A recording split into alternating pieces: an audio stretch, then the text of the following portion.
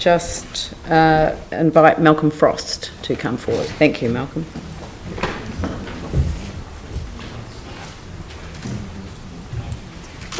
And that's on page 88.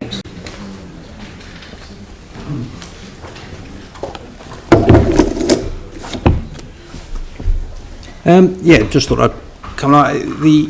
I suppose it's not a matter of overwhelming importance, but the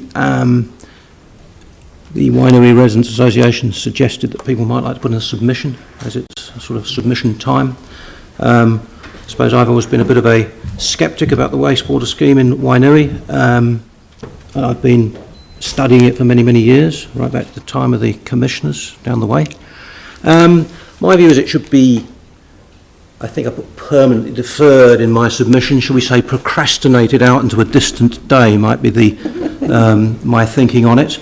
Really for three reasons. One is I can't see it's a priority at the moment. There seems to be a lot of unmet need in this city. There's an awful lot that needs to be done, and I think if you go back to the last time there was discussion about this, I remember reading some of the feedback on stuff and that seemed to be the sort of incredulity of people that you could contemplate spending so much money on and it's a lot of money, it's millions, when there's many other priorities. That would certainly be my view at the present time. I think the second issue is, and it is somewhat worrying, that it's very easy to aggregate these things across the rating base.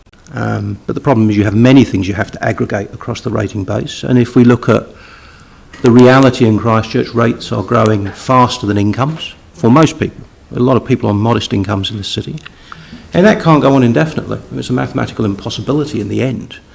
And so I think the idea that you just aggregate costs is a dangerous one. And the third reason why I would be concerned and think that this should be deferred until a time in the future when the council's in a better financial position is because it poses an enormous risk to the community. I know when we had the opportunity to submit last time, there was that little section you could offer to put your hand in your pocket and meet some of the costs. And if I recall correctly, no one wanted to put their hand in their pocket and meet any of the costs, including those who wanted it done. But the truth would be this: if it went ahead while the council's financial position currently as it is, we know you would seek a contribution from the community.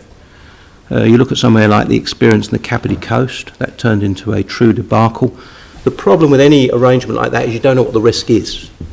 If the scheme turns out more expensive than expected, if it proves more difficult to maintain than expected, you could expose a very small community to a very high level of risk to install a very expensive infrastructure that I just don't believe is currently necessary.